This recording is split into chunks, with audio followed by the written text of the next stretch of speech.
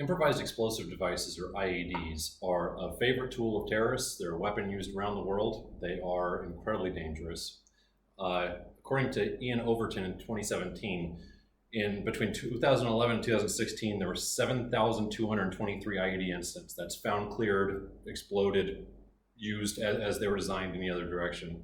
That included 100,000 civilian casualties. 100,000 civilian casualties.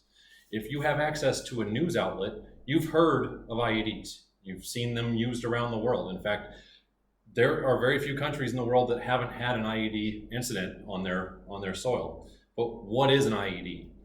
I've spent the last 12 years working with these as the guy taking them apart, teaching other people how to take them apart, and supervising those that do that very, very dangerous job. And when we start talking about IEDs, the thing that really makes this all come together is understanding what they are. It's too easy to just lump it all as an IED, and it's a big scary thing, and it's real bad for everybody. But really, when it comes down to it, an IED is simply 5 major components and 3 types by function, 3 different ways that they're used in the world by terrorists. So that's what we're going to talk about today, is the 5 major components and the 3 types by function. So, according to the Unmasked IED lexicon, Unmasked is the UN Mine Action Standard. They're kind of the worldwide authority on all things that go boom. The 5 components of an IED are the initiator, the main charge, the power source, the container, and a switch. Now, IEDs are really up to the design of the builder. The only limitation is their imagination. So any of these can take any form at all. And let's go through them real quick. So an initiator, think of a blasting cap.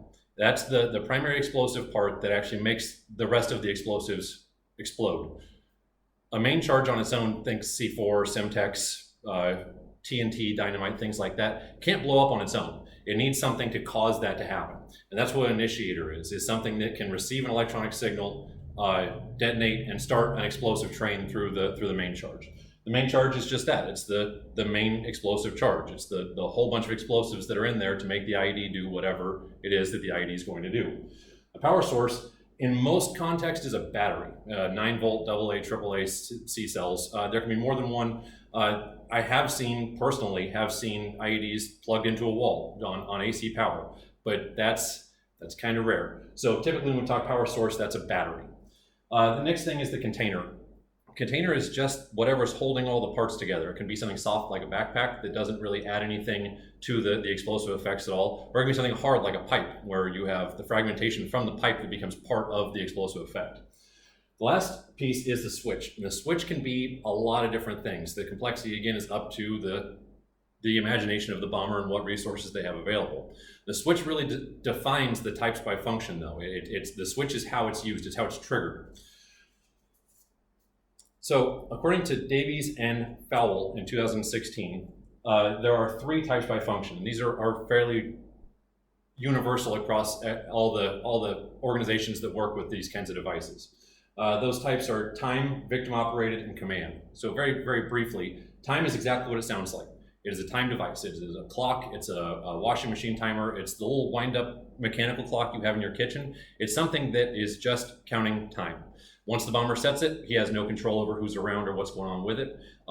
They're generally used against area targets, buildings, and large gatherings and things like that. Think Oklahoma City bombing. That was a time device. The next is a victim-operated device. A victim-operated device is a device that's operated by the victim. It's functioned by the victim, generally unknowingly.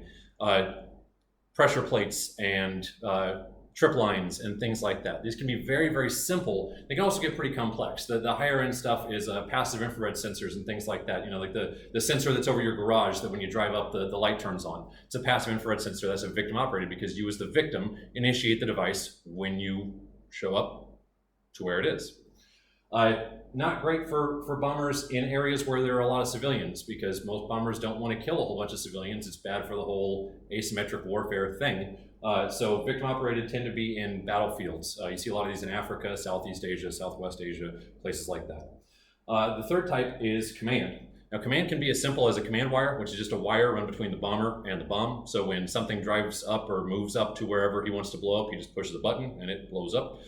They can be a little bit more complex with some remote control stuff, or we call it RC, which is cell phones and things of that nature, radios and some lower end stuff, but these are still relatively fancy. Now, the good news for bombers is that they can figure out specifically when they want it to blow up, and that's the only one of the three that they can do that with.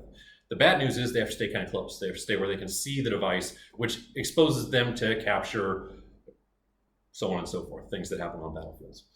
So, IED components, we have 5 types: initiator, main charge, power source, container, and switch. The switch determines the type by function, which is how the device is triggered, which we have time, victim operated, and command. IED is a blanket term. It's a big scary thing that's out there in the world that hurts people every day. It's real easy to get that wrapped up in your head, but IEDs aren't magic. They're not anything besides parts and pieces put together by somebody with a little bit of imagination and some resources. So the next time you see a news report with IED in it, just remember, this is what that actually means. Thank you.